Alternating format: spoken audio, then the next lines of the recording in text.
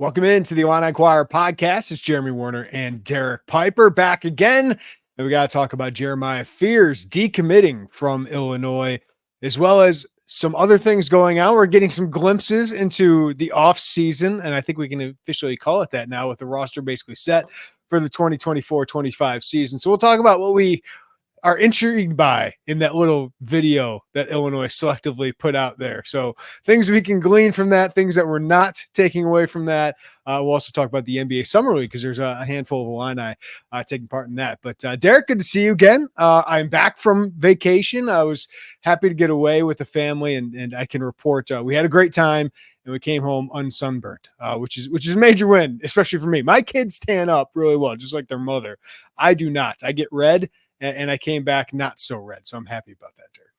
A little bit of load management there. I know we did the pod in the middle of the vacation, so that might have saved you. Yeah, don't look too red. So that's good, certainly. Did you have any issues at the airport like I did where my Jeff Gordon car was carrying contraband? We actually got stopped for our kids' bags. Our kids' bags. My son had like this weighted like stuffy penguin, and they had to like open him up, go through it, and all of that. Then we had another bag get checked that had some toys in it. So yeah, the kids getting us stopped by there, but no big issues. They were really cool about it. Kids are sketchy, man. Out for them. Got them. But no, you give my kids a tablet on the plane. So they're good at that age, Derek. So you got that to look forward to. I am very much looking forward to that. Yeah, that was not the case this year, but we'll get there. Progressions. But once you have the kids and you see the parents with the young kids on the airplane, you have so much more sympathy for them when they're getting out there because you know what they're going through. And, for the most part, I will say, they have no control over it because when they're 1, 2, 3, like, you got no control over that. You just got to hope and pray they act their best. Yep. You're just reacting to what they do. And I mean, it's a lot of parents out there trying their best.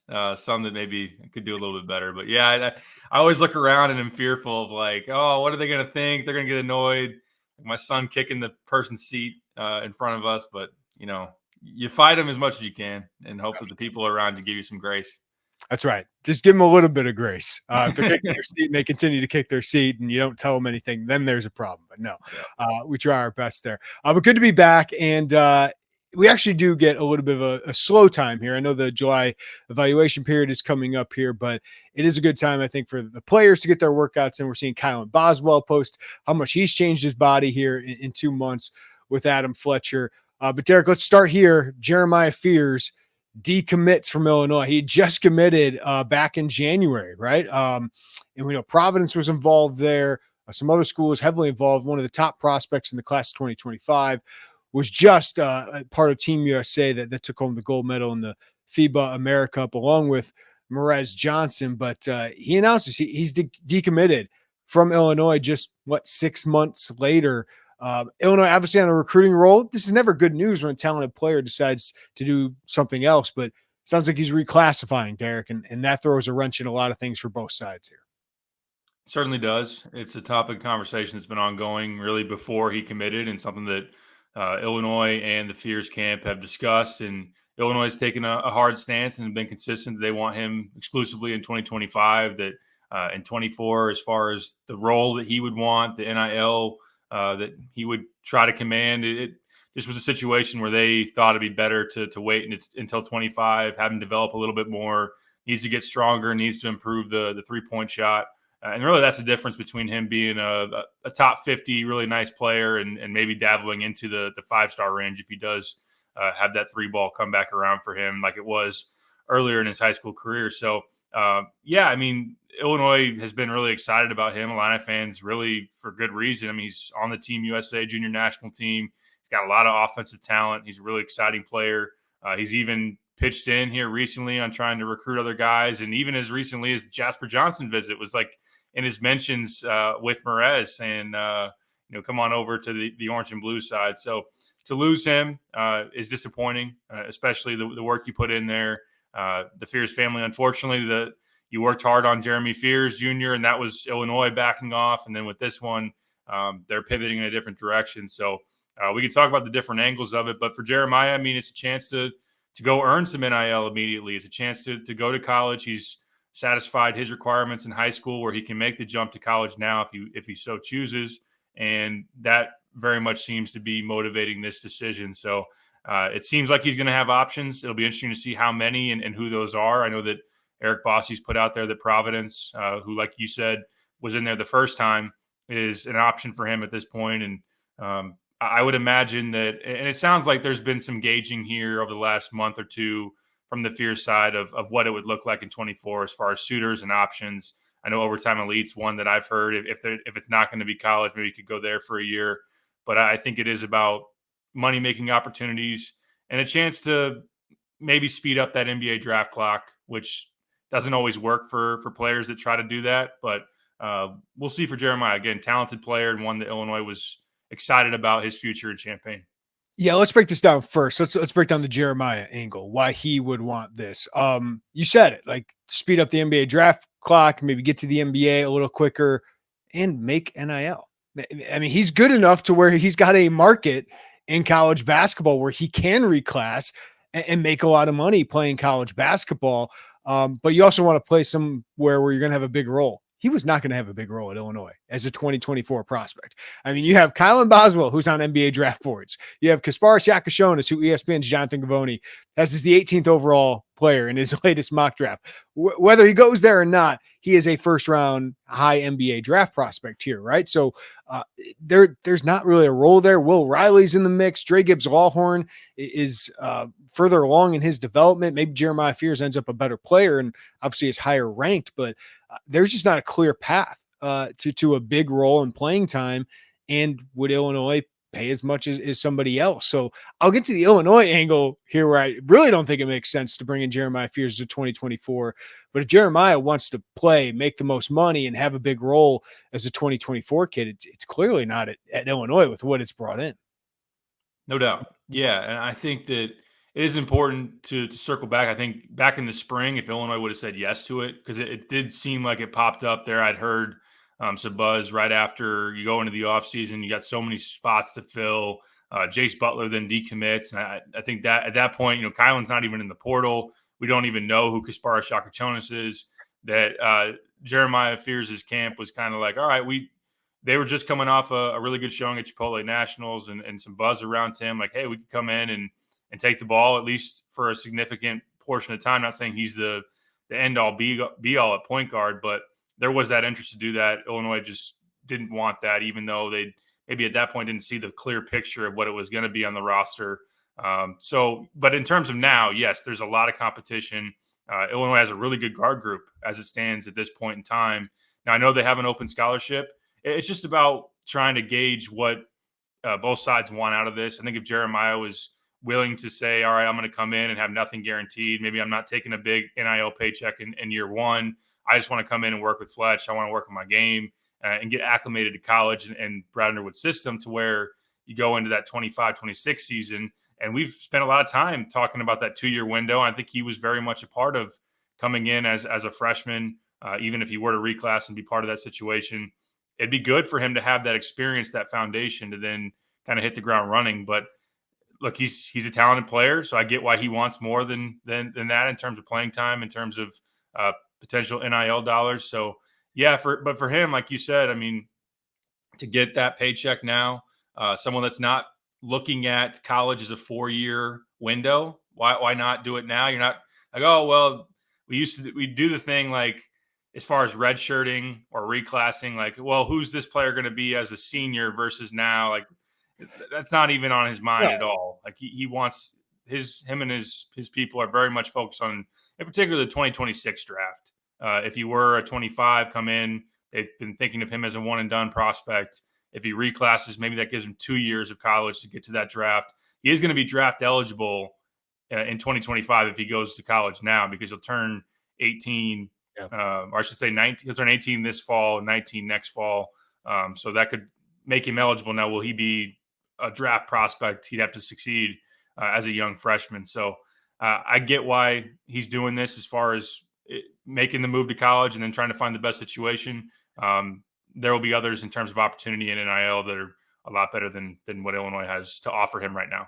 Yeah, my only question would be like, what changed in his decision with the reclass, because we kind of heard buzz about like he could want to do this, but he took some suitors out of the mix by doing it so late. But I would imagine, as you said, they know they have some suitors here before making this kind of decision. So obviously there is a market for him and the talent. My other thing is it's always risky for guards who are slender, I think, to reclassify. I mean, Christian Lander's always the red flag that we throw out there, but and I think Jeremiah Fears is a better player than Christian Lander was coming in, but obviously both were very highly ranked. There's always the fear that if you do reclass and you're just not ready, you could really set yourself back. And confidence-wise, what does that mean? So that's the risky side of this for him, on top of, now obviously going to the school that he originally wanted to go to in Illinois. Right. Yeah. It is how you handle that adversity. And look, it can work out. Like we've kind of diagrammed here. Like if you have the right mentality and mindset, you can use the early exposure to the college weight room as a big bonus, the early exposure to the college competition and system as a way to really put you in a better position to succeed in that season that you would have been coming in. Like I think maybe he, even in his mind, is someone that played up on the 17U circuit last summer. If you think about AAU, he went a year early up to 17U. It was inconsistent, kind of up and down. And then he said, and I think it's happened for a lot of guys, I know it's different, AAU versus college, but still, he comes back this year and he has that experience. He has kind of a leg up on his class where he's played 17U, and that helps him. So if you apply that to college, he could use it that way if he is willing to take it in stride, take his lumps if they are going to come his way. You'd imagine for a slender 17 going on 18-year-old, especially one that hasn't shot the three above a 30% clip here recently over the last year or so, that he'll have some things to work on and maybe potentially some struggles.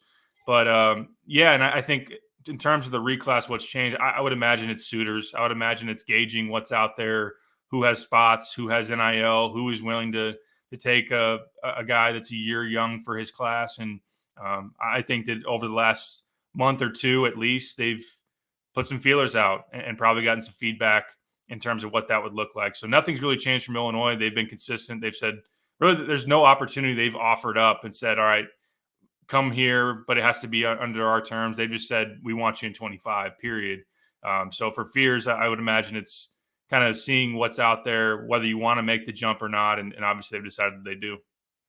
Listen, for Illinois, it's a bummer, Derek, because this is one of the top in-state prospects of the last few years. You had him and Merez, and, like, I know they can recruit anywhere now. We'll talk about that, but, like, being able to have some of those guys still means something. Like, you still see what Io has meant to this program, and Merez makes a huge impact. What it means to have that kind of guy in your program, and it's just this state still produces great talent. So to get some of those guys is really important.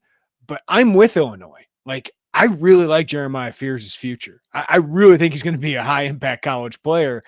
I don't think he is in 2024, 25. Now, maybe he goes to a team that, can play him a little bit more, and he makes immediate impact. I think he can play at this level next year. I just think there's going to be a lot of growing pains involved in that, and I just don't think there's a role for him on this team next year. And it's not just about an open scholarship. Yeah, sure, they have an open scholarship, but it's going to take significant NIL dollars to have a Jeremiah Fears on your roster. And does Illinois want to do that, bring him in, knowing he's not going to play a big role, and then have him just transfer out? Because that's the future I foresee, is him not being happy with his playing time and transferring out after season. Is that worth it? Like, is that worth all of that? And Brad Underwood has kind of gone back and forth on this, but you can't have too many. Like, and you can't, and I think 13 on this team would be too many unless it's another Jason Jackson on the roster. And Jeremiah Fears, I don't think, wants to do that in redshirt and just kind of strength gain with Adam Fletcher for a year. That's part of the process, but I just don't see him wanting to do that. So for Illinois, yeah, you lose this talented player. You're not going to have him for 2025, but I think they have confidence, and we should have confidence that they can go find another talented guard. So while it's a bummer, I don't think it would have gone well if Jeremiah Fears comes here for a year. I agree with that. And there was a lot of that fear that was very much center of mind for the Illini staff, is that he's going to want to play a lot. He's going to want a big role. He's going to want a good chunk of NIL. And if it doesn't play out to be a situation where he's ready to be an impact freshman, especially as a young freshman, he'll be unhappy and maybe looking elsewhere, and it won't be worth the investment and the idea of who he could become for the 25-26 season and beyond, if he were in college, won't come to fruition. He'll be doing that for somebody else. So I know people out there are going to wish that it goes the other way, where he's going to go somewhere for a year and then maybe he succeeds and he wants to just test his market, and Illinois could be in the mix there potentially. Or he struggles and then he wants to be available again. I would have my doubts about that in terms of the marriage coming back around personally. But yeah, in terms of Illinois, like, number one, again, like, for now, they're good. They've got a really good backcourt with plenty of options. Like you said, I mean, Kylan, 2 years of high major experience, Kasparis with all the excitement, and he's got a college-ready frame. That's different. That's a difference between him and Jeremiah. I mean, 6'5", 200. Jeremiah is slender. Jeremiah is younger. And then DGL, maybe he's more ready for a role this year. Ty Rodgers can play different positions, but he's still a factor. Obviously, you mentioned Will Riley too, someone that can play all the way up to the 2 through 4, obviously. So I get why they didn't want to do that. And yeah, I mean, they could have done it in the spring. They could have said, all right, before we're really going to go full on pursuit and see who we can all get, let's get Jeremiah on board now. Let's give him a chunk of NIL. Let's be within the understanding of he's going to be in the rotation at the very least. But I think they knew the expectations. They knew what him and his camp would want as far as a big role and big NIL, and they just didn't think he was ready for that. So for them, I think it makes sense to do what they did to hold steady and be strong. And I think it speaks to where they're at as a program. Like, earlier on in Brad's tenure, or maybe you go back to the John Gross era, John Gross and point guards, you knew how that went. You'd pretty much be at their mercy. Whatever you say, it goes. We got to do this. And for Brad, they have the confidence they can continue to get talent. If Kasparis goes pro, and I think Kylan has that potential, although I would expect right now that he comes back for 2 years. But regardless, they can go out and get another guy. So that's where that confidence sets in, even though, yes, a home state guy who's very talented, might be an NBA player. It stinks that he's not going to wear orange and blue as originally planned. Yeah, you just think of like the John Gross era, this would have been a dagger, or even early in Brad Underwood's tenure. Like, if you lose a guy like this, it's like, oh boy, what a setback. And for some program, Jeremiah Fears is going to be a monster get. So I'm not trying to belittle like the loss of talent here, because I mean, this is one of the top 30 players in that class in 2025. Now in 2024, I think it'd be lower because of the development ahead, but he's got a chance to be an NBA player. But it's an amazing, like, we're at the spot now where it's like, yeah, that's a bummer, but Illinois will be fine. Like, they'll go find more talent. Like, that just tells you where this staff is at and its reach, and where the brand is at, where the NIL is at, that this program can just reload, and you're not that concerned about it given their recent track history. Absolutely. And it's got potential where in the past it could have been a dagger either way, where you don't take him now and he decommits and that's a dagger, or you take him early, he's unhappy and he transfers after a year, or go to the Sky Clark situation. Like, in the past, a 5-star point guard that comes in and leaves your team in the middle of the season, like, that sets you back years potentially. I know that it's a different situation now. Number one, obviously, Illinois' appeal and the way they've recruited, but honestly, and obviously, the transfer portal, the ability to go out and get talent a lot more easily, at least in terms of the pool of talent, is a lot larger, and ability to reload in a given offseason is a lot different than it used to be. So that allows for more options, but Illinois and their staff deserve all the credit really for being able to pull in that talent. So it's a different realm that Illinois is operating in. And Brad consistently, I think it's to the point now where I'm not telling people like never doubt Brad Underwood, never doubt the staff. Everything will always work out well. Any bad break that happens, like, you're not allowed to be sad or mad about it. But they have shown that they can pivot. Like, the Kasparis Shakachonis is a perfect example for all the excitement that people have for him right now. He's the result of AJ Storr not happening, David Jones not happening, Igor Demon not happening. And here you have this guy that's currently projected in the first round for 25. So that's one example. And there are others. Yeah. And just the fact that Kylan Boswell likely will be on the roster next year. Maybe Yakashonis is on the roster next year. Dre Gibbs, Allhorn, Ty Rodgers have a chance to be on the roster next year. And you're going to have another crop of guys you can go after and have a legitimate chance at. Just one final thing before we get to that point.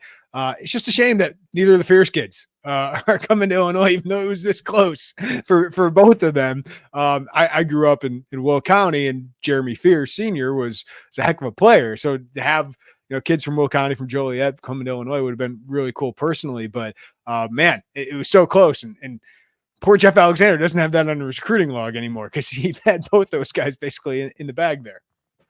Yeah, I feel for Jeff, although he's been able here in the last offseason to really bolster that recruiting resume with getting Kylan on the second go around, Kasparis Yakachonis being the lead recruiter for him. I mean, he'll be as projected, the highest draft pick potentially in Brad's tenure as of now, like through the current day, if he's picked where he's projected to go. But yeah, I mean, Jeremy Fierce Jr., we're going to see who he's going to be this upcoming season at Michigan State, but McDonald's All-American. Like that, Illinois still hasn't had that guy. Like they've updated a ton of stats. They've checked a lot of boxes.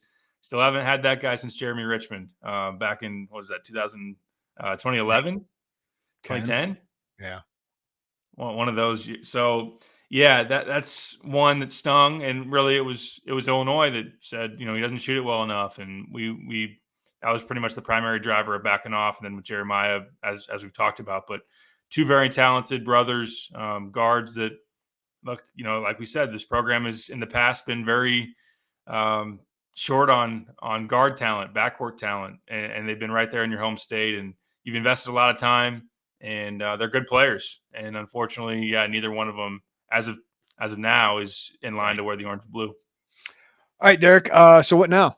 Class of 2025. At one point, it was the number one recruiting class in the country because you have Will Riley in it and Jeremiah Fierce. Now Illinois 0 class of 2025 commits. But it's obviously only lose potentially one guy on the roster currently, and Ben Humrickhouse, the only senior, but we would expect more attrition, of course, both in the NBA potentially with two guys projected as first round draft picks, and then attrition as it always happens. So what now? Where does Illinois pivot to, as they seem to always have a pivot?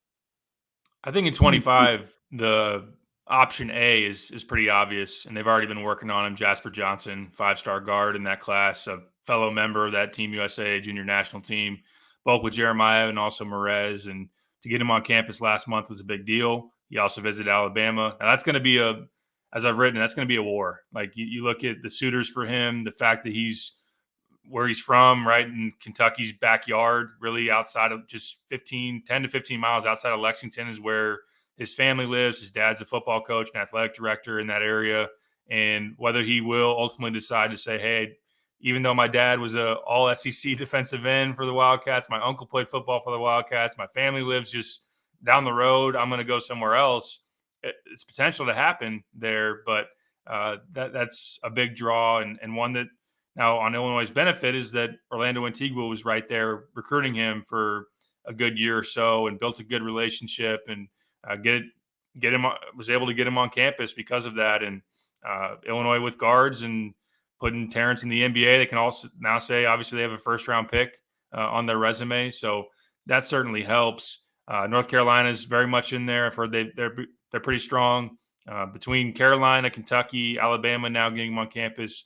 That's a dogfight, but Illinois, I think it makes more sense now. And I kind of had that wonder when you brought him in, and it sounds like Illinois is going to make a big push, like potentially. And Jasper's going to decide here before this season plays out.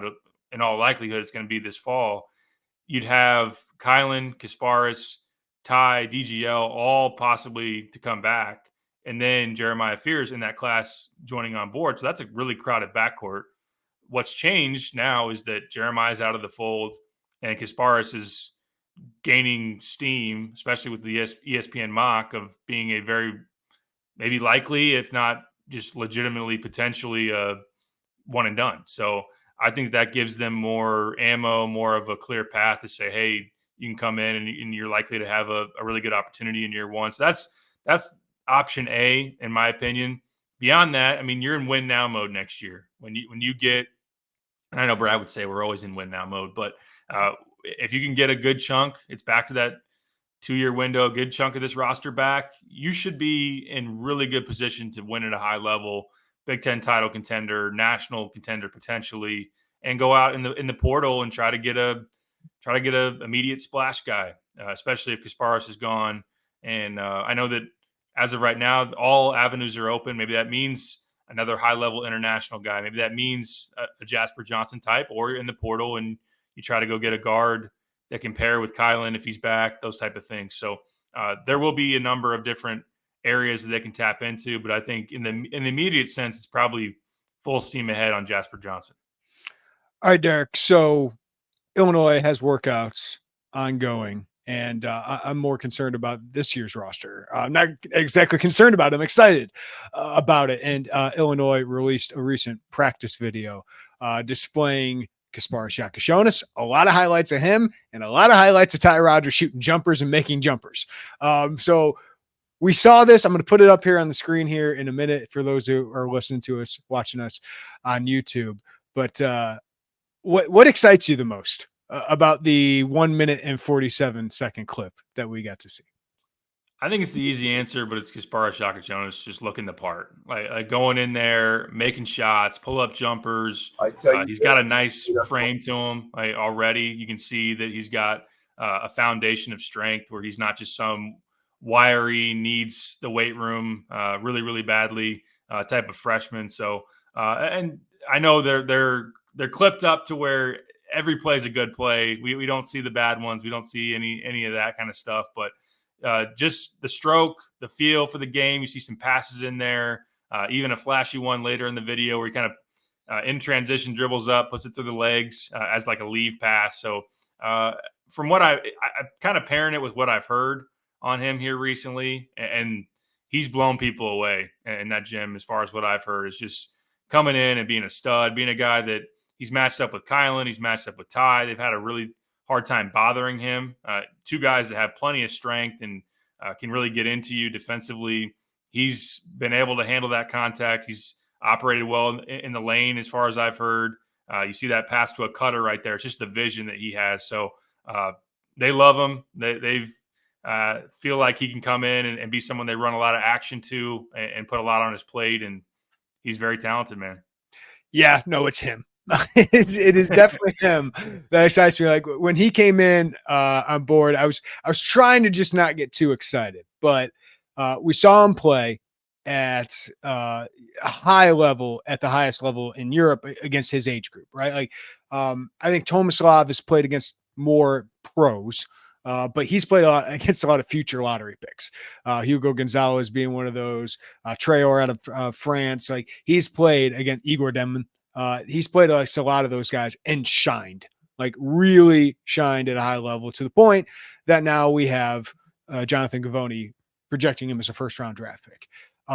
So all of that, and then you see some clips that go with what we hear from practice, that go with what we saw this summer over in Europe, and it's like, this guy could be one of the best players on the team. It might be the best player on the team, but he's just a playmaker. Derek, you can see the playmaking, the shooting ability, the size, the vision, and just to go along with a body that is ready to perform. I imagine there'll be some growing pains. I imagine there will be some of that, but all right, I'm on board with him now. Is definitely one of the best players on this team. Absolutely. Yeah, you can see the upside potentially to be one of those freshmen that come in and really pop. I'm not going to happens to come in the same year as these two 5-star Rutgers freshmen. So Big Ten freshman of the year. I don't know if I can project that right now because Rutgers is going all in on those two in Ace Bailey and Dylan Harper. But Kasparis will be one of the best freshmen in the Big Ten. I feel confident in that now. Is that too crazy to say? But it just seems like everything we're hearing, and then you see a little bit. We scouted the film over in Europe. It's all leading to a guy who's going to be a no doubt starter for this team and a no doubt playmaker. Yeah, I would write that in pen. Starting lineup and one of Illinois' best players. I think that some would tell you immediately now it's the summer and you still got to have a lot of this play out that he's the best player in the gym right now. So I think that we'll see how that goes. Exciting year for the Big Ten, though. I mean, when's the last time you look at an early mock and you see, like 4 or 5 guys from the Big Ten? And great point. And who thought Steve Peichel would be the guy kind of Yeah. At the front of the line with all of this.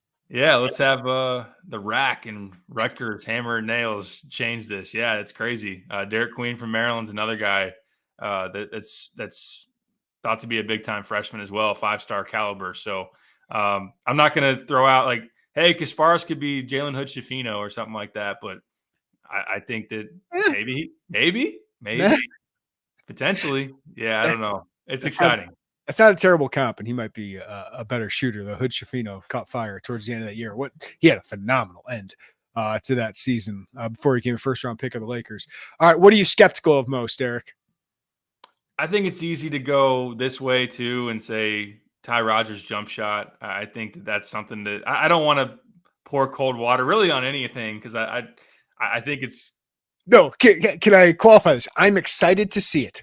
I am excited to see him shooting jumpers, and it looks confident. That is my biggest thing.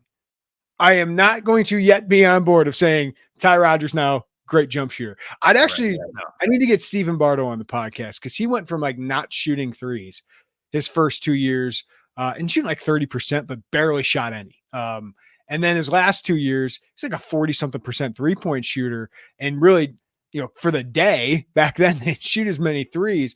He shot a way more attempts. So just that, it's got to be mindset. Like obviously Brad said they've messed with not messed with, but tried to correct his form a little bit. So I'm happy to see that. I'm just not going to go on board and say Ty Rodgers is now going to make a 3-pointer a game or shoot 35% from three.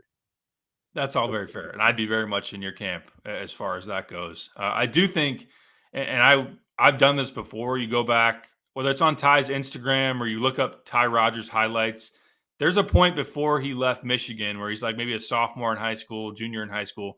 He's taking and making some threes. I'm not saying that he was a great shooter, that he was even average 3-point shooter, but he was willing to shoot it. Over time, there was a mental block there. And then obviously the form was not ideal. And they've worked on that heavily and thought it was a very flat shot and just the release they wanted to clean up. But it got to the point where he didn't want to even shoot him anymore. And I think that just what I am buying is just him playing more freely at the offensive end, free of mind, potentially just more confident. I think that's a positive for him, regardless of what he's doing on the court on the offensive end. If he feels like he can do anything out there and not be a liability. So I think that the release looks pretty clean right now. I like that there's no hesitation. And I think that plays at the free throw line. It has to. A guy that shot 58%, 59% from the free throw line last year. If that's where it really translates, at least the most consistently, that's a big positive for a guy that can be physical around the rim and can finish and those type of things, get fouled. So I like that about it. I'm with you, though, in terms of what I'm skeptical of. I think, and I'll throw one in there, too, like DGL taking a ton of shots. You see that a lot in the video. I don't know that he's going to have an opportunity to take it, be a focal point offensively. I like the aggressiveness. I like that he's going out there and doing his thing and building that confidence and seeing what he can do because he's a guy that has a lot of ability, too. I want to see him go to the rim more, though. I think that with his athleticism, some of that last year, I felt like he settled for jumpers, and even he's kind of been just a streaky 3-point shooter throughout his career. I've talked about that. Maybe he gets that to where he's more consistent, but I like him being aggressive in his spurts on the court. I definitely want to see him mostly aggressive with his on-ball defense and getting into people, but I also want to see some downhill stuff with him. I think he's very capable of that. He's got to accept that Justin Harmon role. Right? His time is not yet as that go-to scorer, but a cutter, a guy who can drive off the bounce when he gets his opportunities. If teams swarm Kasparis or Will Riley or Kylan Boswell, I don't know how much him and Boswell will be on the court together, but just defensively, like be that dog, be that guy who can change games in that aspect. Because I think he's got a higher ceiling defensively than Justin Harmon. Just with his length, his tenacity, his quickness. I think that's his role this year. Ty Rodgers, though, I always go back to this. There's an offensive gear that I think he can be a good offensive player. Like in the 6 games, Terrence Shannon was out. You saw some freedom from him. You saw some confidence from him. He averaged 9 points, 3 assists, 1.3 turnovers during that time. Shot 68% from the free throw line. Yes, please. Shot only 44% from the field. Missed some around the rim. Listen, if he can shoot threes and make them, that's phenomenal. It's huge for him. I think he can be an NBA player if he does that, because there's a Jeremy Sohan feel to some of his game. But for me, it's, if that can translate to the free throw line and to the rim where he can do that, if he can get threes off of that, phenomenal. But for me, it's that confidence that I can make a difference on offense, and I can confidently step up and make free throws. Because that's why I still have some questions about whether that shooting translates, because he wasn't making free throws still. He's still shooting 58% from the free throw line. I think a lot of that is mental. So for me, seeing him make shots, I'm like, that's a good step in the right direction. But I still don't know if I need a bunch of threes from Ty Rodgers this year. I just need confident Ty Rodgers.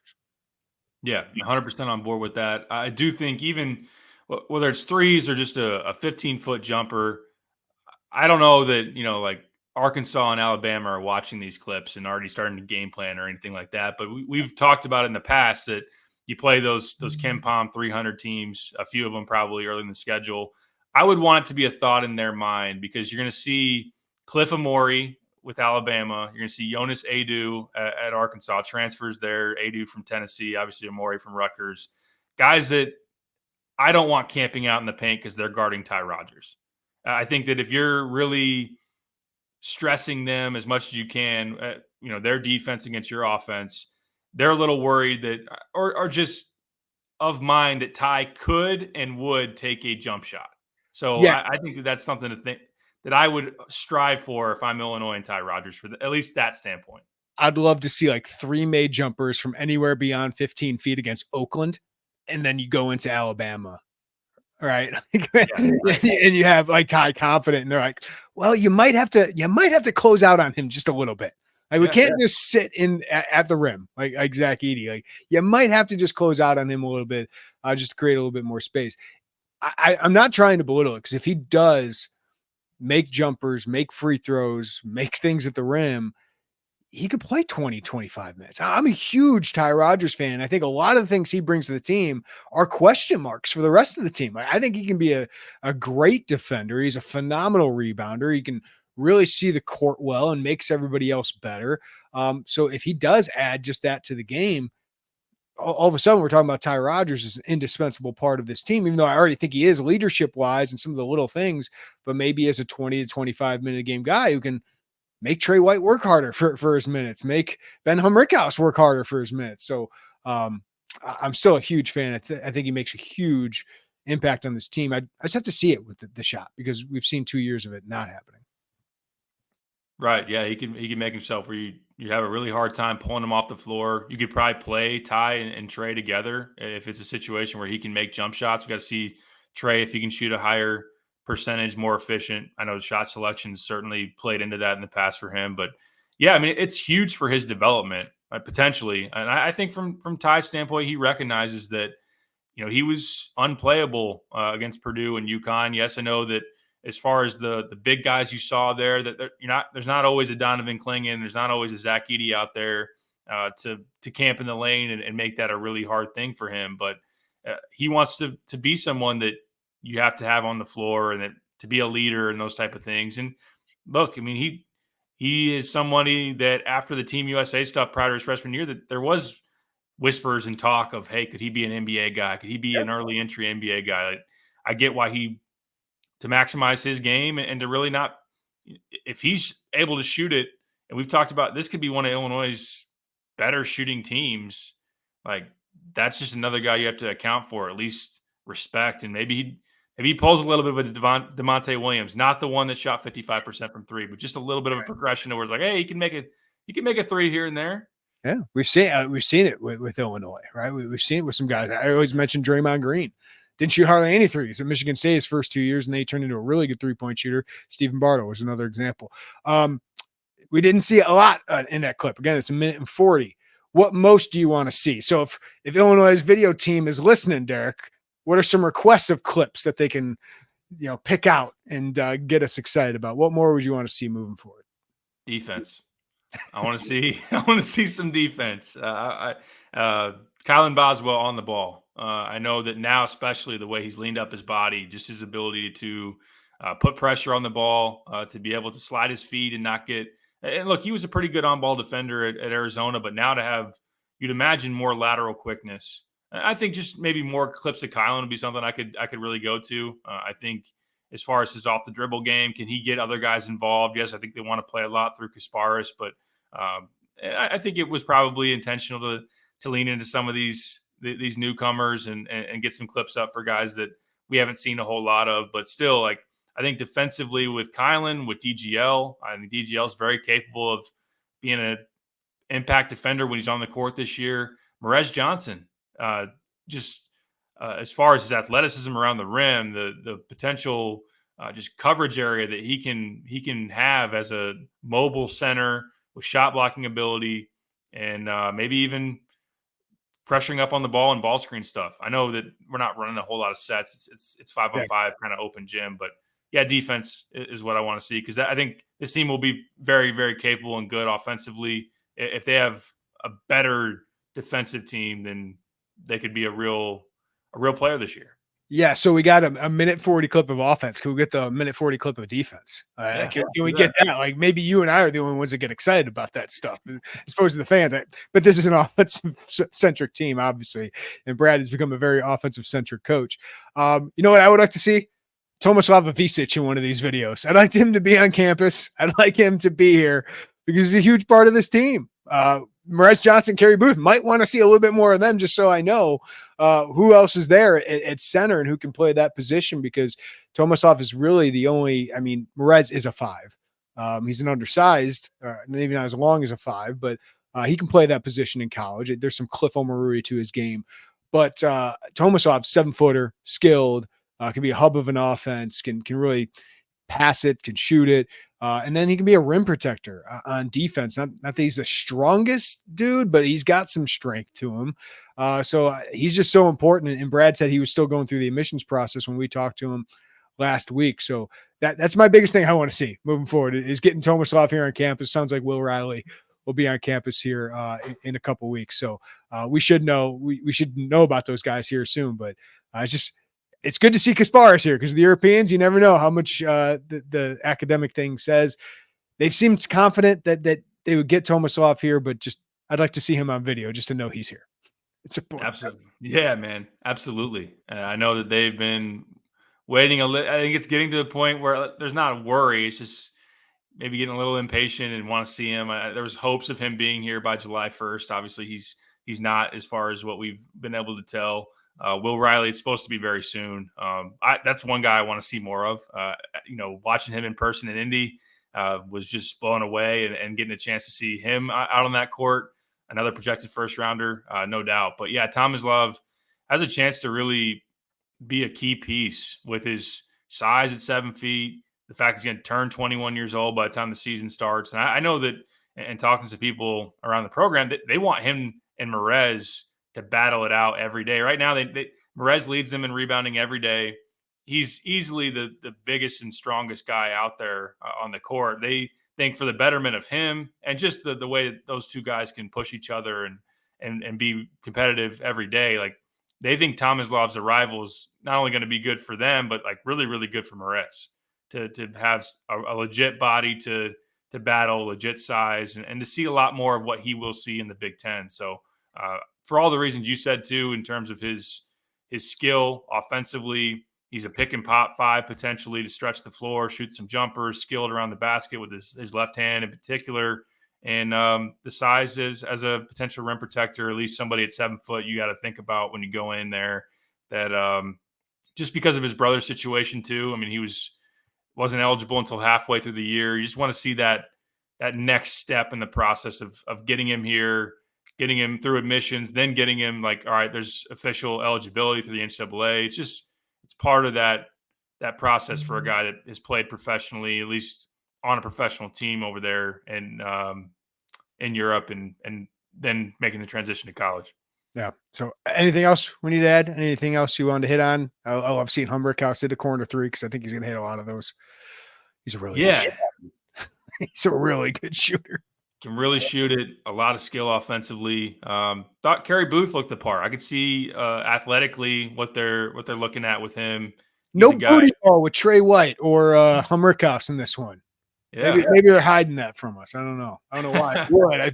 They're going to run that at some point. Surely. How about a full booty ball clip? How about like 2 minutes of just booty ball? I think they got enough guys who could potentially do it between Trey and Ben. You saw a little bit of back down stuff with Kasparis. And Ty Rodgers is still somebody that they're looking at to be able to do that with. So I like that as well. Who knew a minute 40 clip could get us like 20 minutes of content here? That's where we're at in the offseason. One more thing before I just want to hit on Summer League real quick, but both Will Riley and Yak Shonis are projected first round picks by Jonathan Voney. Who are you most confident in of that being right? Man, that's a good question. I think that I'm going Riley. I'm going Riley just because I know he's 18, but so is Yak Shonis. It's just the length, the 6'8" scorer, the strength I'm concerned about, but like Johnny Furphy's a top 40 pick, right? And I think Will Riley's probably a better prospect overall than him, and he's done it at such a high level. So I expect Yak Shonis to probably be a better college player this year, but Riley's scoring ability, scoring length, wings, that's what the NBA is looking for. That's a great point, and maybe you swayed me. One thing that I am go with the Akishonis. Go with Kasparis. Come on. One thing I'm thinking about with Kasparis is just the physical part of it. Like, I think the NBA could tell Will that he needs another year of physical development because he's going to come in slender, 6'8", 180. Although I'm never going to doubt what Fletch can do in a 9-month span or whatever it's going to be that he's going to have with Will. But the fact that Kasparis has 6'5", 200 already, and will only be able to further that here in the next handful of months going into this season. And the fact that he's going to have the ball in his hands a lot, I think, in this offense. Now, I fully agree with everything you said as far as Will goes in terms of the positional stuff. It's what the NBA wants. You can never have enough wings and length and guys that can play multiple positions.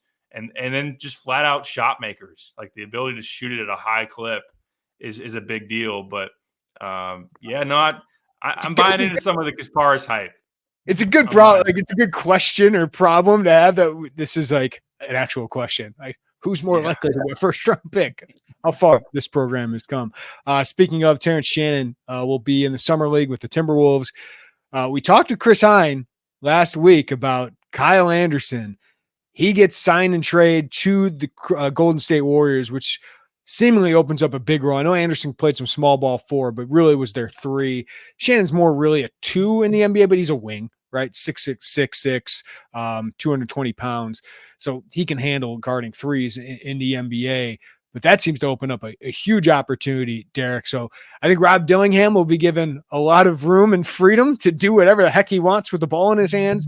But I think it's a great opportunity for Terrence as one of the better talents on the Timberwolves and probably in the summer league environment to kind of assert himself in the role that he will be, which is kind of a secondary playmaker who can score, but also defend his butt off. Like that would be my biggest thing with him is shut down the guy you're going to guard. Cause there's an open spot for rotation, whether that's the 7th, 8th, 9th guy for Western Conference contender here.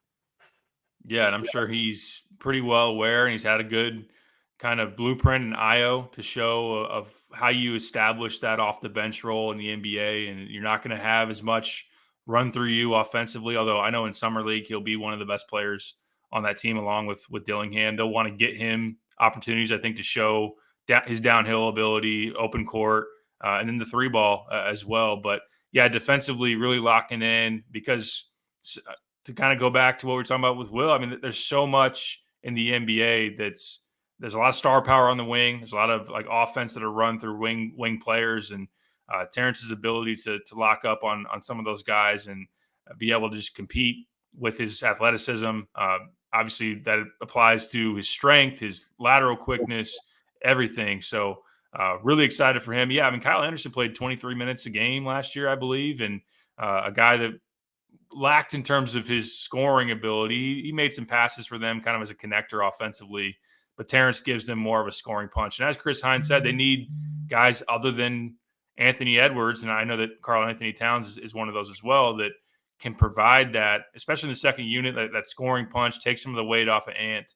And I think that there's chances that, Terrence can play alongside him as well. So just really excited too to see him play post all of what he went through, free of mind, play with just kind of the front end of this new chapter for him, what that looks like, and just really happy for him. Yeah, well said. Marcus Damask going to be playing with the Bulls. I think it's going to be a tough path to a roster spot. They got a lot of wings kind of at the end of that roster. One of those is Andrew Funk. That was on a two-way deal. He'll be playing Summer League. Julian Phillips. So I just think it's going to be a tough one for him. But Quincy Guerrier with the Raptors as well gets to play with his home country team. I know it's different Quebec in Ontario there, but gets to play with his home country team there. So great opportunities for these guys, whether it's try and find a G League spot. I think both those guys are more than capable of that, whether they want to try to impress a team overseas, Derek. But who intrigues you most here during Summer League to watch? Is it Damask or Quincy? I would say it's Damask. I want to see, because he's a really good player. Obviously, what he did offensively last year was amazing. There are going to have to be some tweaks. The booty ball is not going to be the exact same. I know the Brads love to bring up the rule at the NBA, the 5-second back down. You can't go Jalen Pickett 7 seconds, and there were probably some possessions where Damask did that last year as well. But there will be still some matchups, I think, where he can take some mid-post ISOs, turnaround jumpers. I think you wrote it and pointed out well in your article this morning is that Marcus needs to shoot the three at a higher, more consistent clip, a lot more like he did at Southern Illinois. But I think Marcus, at the very least, he could have a long European career and make probably a good amount of money doing that. But there have been unrestricted or I should say undrafted free agents, those type of things that, Max Strus, Duncan Robinson. Although I am talking about guys that can really shoot the ball. Yep. If Marcus can do that, and defensively, there's going to be some questions. Quincy's far more capable, I think, of defending his position in a G League situation or trying to make a run at an NBA. But Marcus, with just his offensive skill set and what he did last year, most intrigued in what he can show this summer. It's weird to say because Marcus is just a far better player. Right, he's just a better basketball player at this point. But Quincy's skill set fits the NBA more. He's 6'8", 220, maybe 230, and he shoots the three really well. He can rebound really well. It's just with Marcus, I know what I'm getting every night. With Quincy, I don't know. There's just certain nights where it's like, is he going to have it? Because when he has it, we were sitting there in December, and I was like, this guy might be an undrafted free agent in the NBA, like a legitimate guy who can make a two-way contract. And then the end of the season just kind of faded. And it just felt like confidence with him. There's times I'm like, is he just going to bring that intensity every game? But if he does, I can see him getting a G League spot and working his way towards a two-way contract in a year or two. I just think he's got those skill sets that they look for in a stretch forward in the NBA. So I'm just interested to see what he brings. Then some older Illini in here, Damask and Guerrier are almost the same age as these guys. But Georgie Bezhanishvili with the Pacers. So Georgie gets another chance. He's been a solid G League player. Was in the Summer League a couple years ago with the Denver Nuggets. But Malcolm Hill, man, one of the best G League players. I didn't look at every roster, but he's got to be one of the oldest guys in the Summer League at 28 years old. I had a two-way deal with the Pelicans last year. I'm sure he's got a chance to do that, but I'm sure he's just trying to solidify that. But Malcolm's one of those guys that probably could have gone overseas, Derek, and made a lot of money. But he's kind of worked his way. He's wanted to stay in the States. He's wanted to work towards his NBA dream, and he's made some good money here on a two-way deal. Because if you're here on a two-way deal, you make almost $600,000. So good to see Malcolm still having some success here and still getting these chances at the NBA. It's awesome, and both those guys, I think we probably put during our time covering this program, just in terms of guys and interviews and those as likable characters as we've, top 5, top 10, love both those dudes. Super happy for both. Malcolm's as nice of a guy that we've covered, in my opinion. I think you would agree with that, obviously. Yeah. And a guy that's really worked his butt off. He's changed his body. And to see him have moments in the NBA where he's actually on a roster. And yeah, my eyes lit up when I read your story and saw the stats he put up in the G League last year. I didn't know he was balling out. So yeah, fifth in the G League in scoring, 23 points per game. Shot like 45% from three or something like that. Just shot it at a ridiculous. He's just gotten better and better. And obviously, he's kind of a quad A player, as I wrote. Like, he's the guy that you bring up if there's an injury, and maybe he sits at the end of the bench, maybe he gets a couple opportunities, but man, you can make good money doing that. Like, if you're that guy, like if you're on a two-way deal, you can make up to that $600,000 and you're living in the United States, which a lot of these guys would love to do. So it's been awesome to see. And Georgie's just kind of grinding away here, man. He's kind of gone overseas and then come back to play in the G League, and he's played pretty well, and he's expanding his game. He looks slim. He looks athletic. He's making some more threes. So good to see him continue to improve. Yeah, another guy he's played a handful of seasons in the G League. Like you said, you can tell he's starting to tap into more of that skill of it never really came to fruition in Illinois, but shooting the three at a higher clip. And you know that he's got a little bit of ball handling to him as well. So Georgie, Illini personality legend, certainly. And I will say I am a little surprised. I always thought of him as a guy that was going to go back overseas, and I don't know if we see him much in the States again. So to be back close to his family and whatnot, but happy for him that he's gotten these chances to stay around here, get some opportunities in that G League where he's viewed as maybe a step away from the NBA. I don't know that he'll probably get there, but yeah, I mean, there's a lot worse ways to. There's a fly in here. I'm trying to interrupt my point. A lot of ways to obviously make a living and play some good basketball, and yeah, to be back in the summer league, getting a chance for Illini fans to see him right on their TV. It's good to see some growing numbers of Illini in the summer league. Like just having the chance. It's another sign of Derek. The program is taking a step forward that we can sit here and talk about five guys, and the rosters aren't all set. Maybe another guy gets involved here, but it's cool to see more of these guys at least get the opportunity to compete. It's reminding me of, we talk about the 0405 Illini, like Augie got these chances, obviously got drafted, but like Roger Powell got chances, right, in these training camps and in summer league. So that's just another sign of a winning program.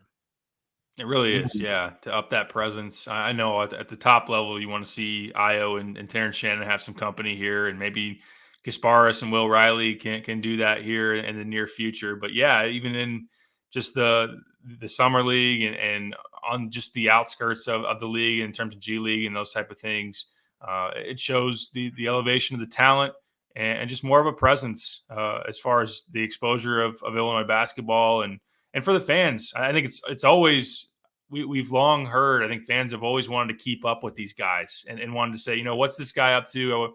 I wonder where he's playing, what his stats are.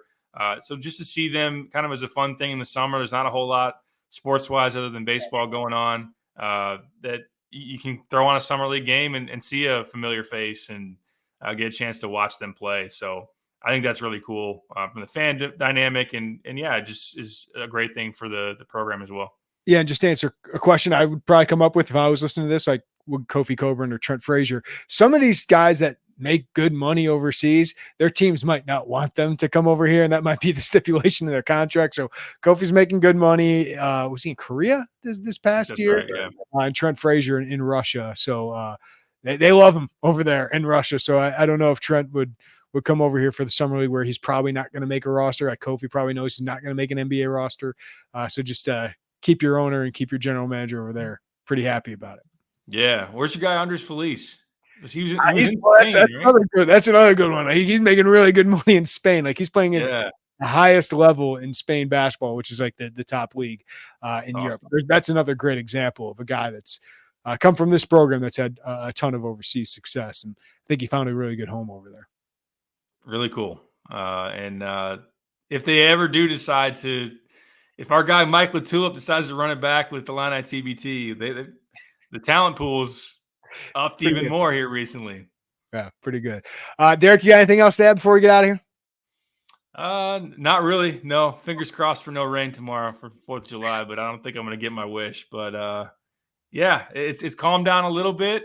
Peach Jam's coming up here in a few weeks. That's always exciting to see what happens there. And we have a roster. Don't have to worry about anything that's going to change the landscape here. So the Fears development was, I wouldn't say it was entirely unexpected, but it was a little surprising just to have it hit and disappointing for Illinois. But they're in a great spot, and now just thoroughly excited to see what this team can do and see where the hype trains go the rest of the offseason.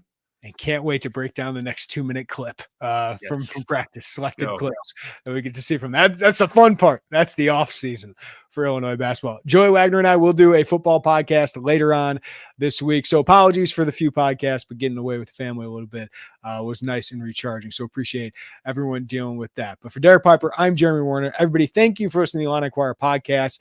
Wherever you get your podcasts, follow us, subscribe to us. We appreciate that. And if you're watching on YouTube, hit that like button, subscribe to us, and hit the notifications bell as well. Everybody have a great day. Take care of each other. We'll talk to you next time right here on the Illini Inquirer Podcast.